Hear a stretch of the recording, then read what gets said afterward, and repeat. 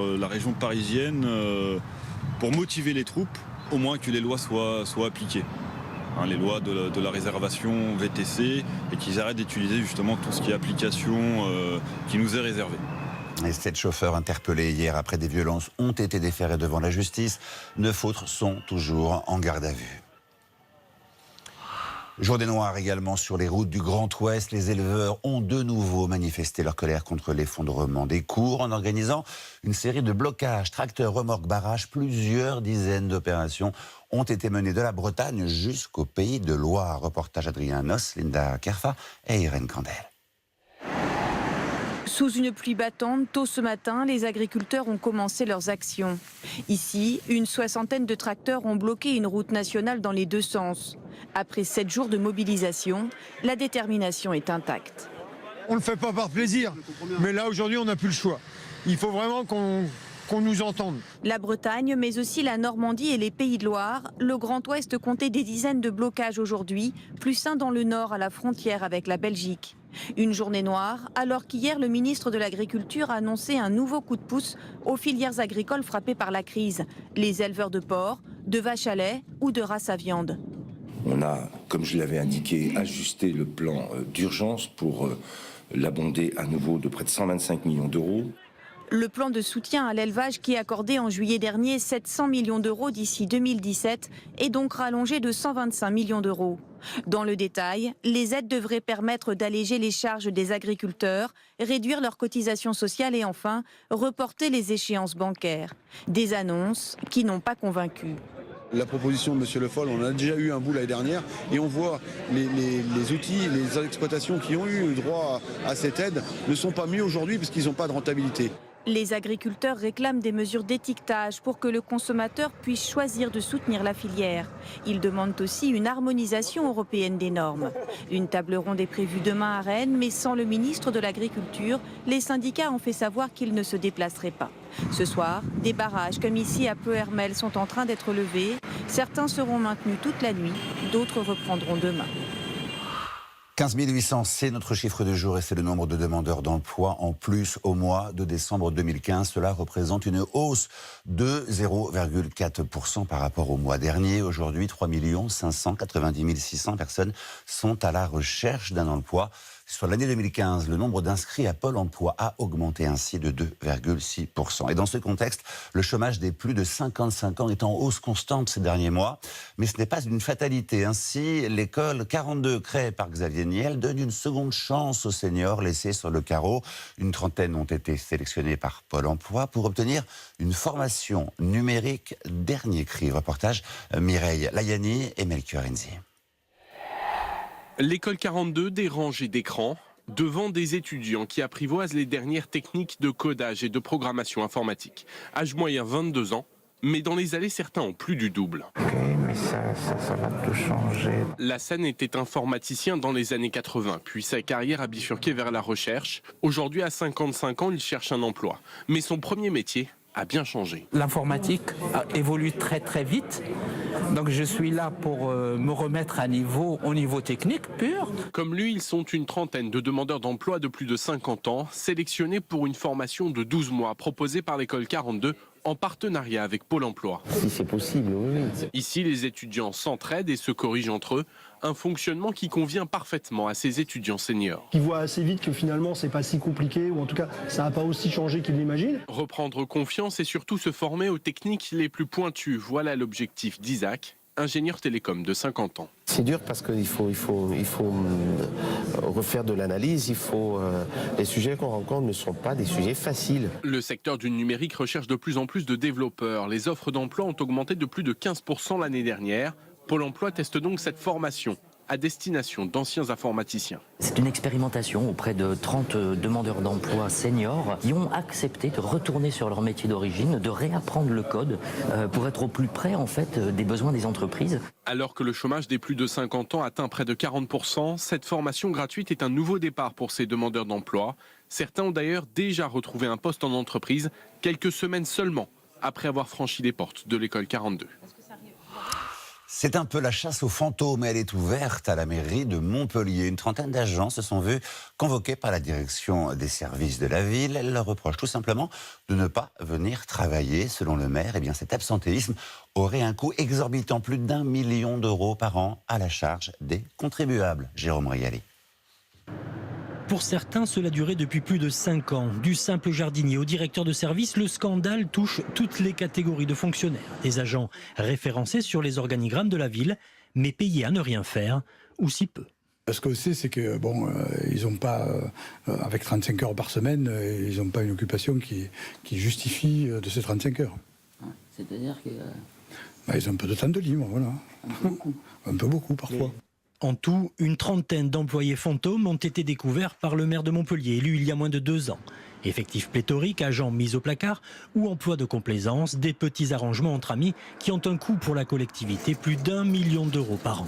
Nous sommes en train de rationaliser l'effectif du personnel de la ville de Montpellier. Et ça passe par le fait de remettre au boulot un certain nombre de gens. Une quinzaine de cas auraient déjà été réglés via des reclassements ou des changements d'affectation. Il n'empêche, cette nouvelle dérive vient s'ajouter au titre peu enviable de championne de France de l'absentéisme, décroché par la ville de Montpellier en 2014 avec, en moyenne, près de 40 jours d'arrêt maladie par agent. Un nouveau coup dur qui jette une fois encore le discrédit sur les 4300 fonctionnaires de la municipalité. Les fonctionnaires sont actuellement sans arrêt l'objet de la vindicte populaire qui pense que ce sont des feignants payés à ne rien faire, qui coûtent trop cher à l'ensemble de la population par le biais des impôts qu'ils payent. Et donc c'est pour ça que nous avons été très en colère par l'annonce du maire. Une annonce qui pourrait être suivie de sanctions pouvant aller jusqu'à la mise à pied des employés fantômes. Des sanctions pour le coup bien réelles. L'actualité à l'étranger avec de nouvelles révélations sur Andreas Lubitz, le copilote de la Germanwings qui a précipité un A320 en mars 2015 sur les flancs d'une montagne des Alpes, tuant 144 personnes, souffrait de graves troubles psychologiques. Persuadé qu'il allait devenir aveugle, le copilote aurait sombré dans la folie. 3 semaines avant le crash, un psychiatre a diagnostiqué des soupçons de psychose menaçante. Par ailleurs, les enquêteurs ont confirmé qu'il avait bien recherché sur Internet tous les moyens pour se suicider. Aux États-Unis, 3 semaines après le début des hostilités, 8 membres de la milice qui occupaient un parc naturel de l'Oregon ont été arrêtés. L'un des leurs a été tué dans une fusillade avec les policiers. Le 2 janvier, une cinquantaine de miliciens se sont retranchés dans le parc en soutien à 2 éleveurs incarcérés pour avoir incendié des terres appartenant à l'État fédéral.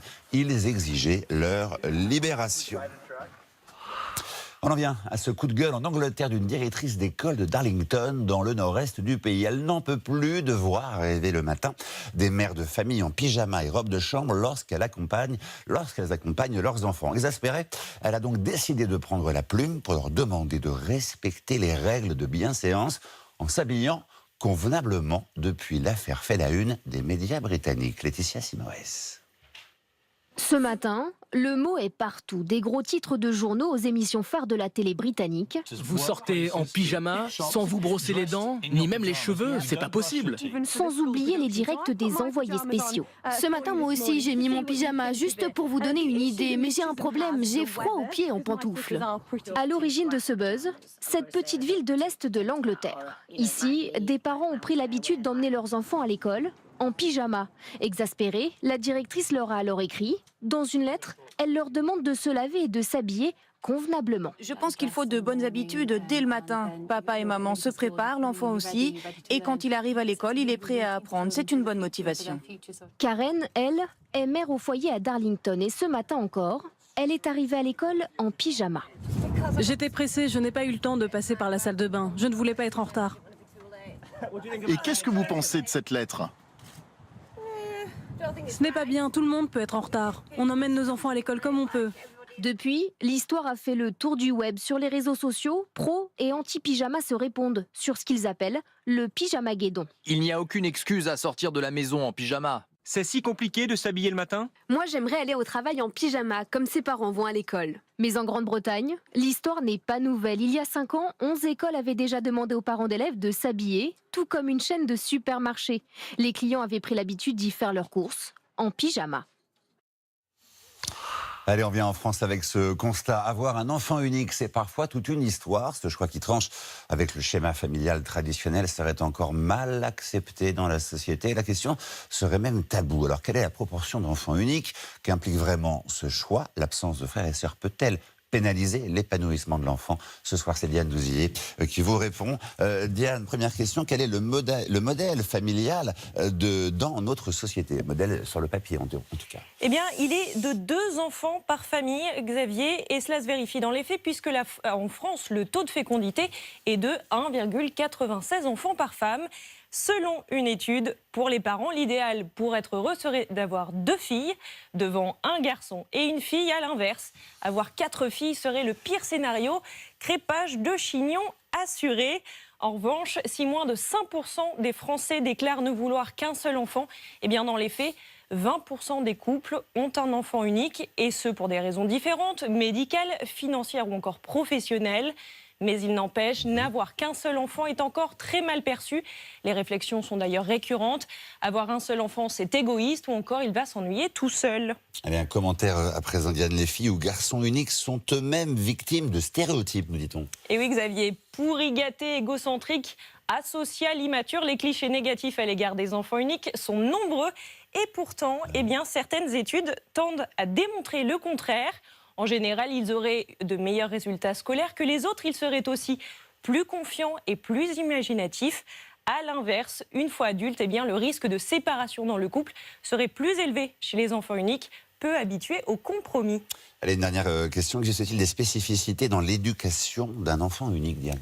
Oui, car un enfant unique est le seul objet d'amour et d'attention de ses parents, ce qui lui procure à la fois un sentiment de sécurité affective, mais ce regain d'attention peut aussi faire peser sur lui plus de pression, car ses parents fondent tous leurs espoirs sur lui. Alors les psychologues conseillent d'éviter de le surprotéger et surtout de l'encourager à aller vers les autres. Il faut savoir que c'est avant l'âge de 10 ans que l'enfant prend conscience qu'il n'aura peut-être plus de petits frères ou de petites sœurs.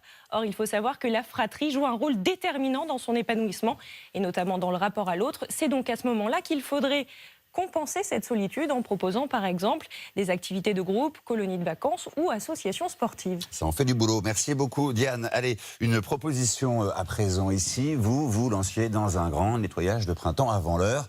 Et oui, faire le vide, c'est dans l'air du temps et ça permet de mieux respirer chez soi. Vous êtes de plus en plus nombreux à l'avoir compris. Alors on trie, on jette ou on donne. Et si on n'y arrive toujours pas, eh bien, on appelle un coach spécialisé. Reportage Chloé Michelon, Adrianos et Elisa. Bonjour.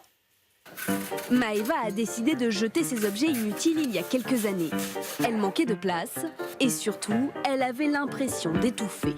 Toutes les affaires qu'on a qui pourraient s'entasser dans nos tiroirs, dans nos placards, en fait, ça nous pèse mentalement. La jeune femme a donc opéré un grand tri dans ses affaires. J'ai enlevé tous les produits de beauté que j'utilisais rarement, voire jamais.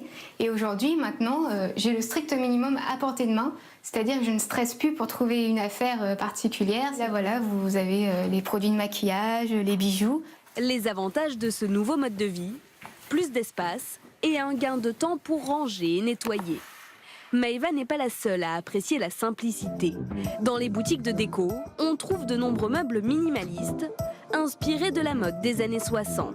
C'est une période dans laquelle on avait un architecte connu qui s'appelait Mies van der Rohe, qui avait lancé un slogan « Less is more ».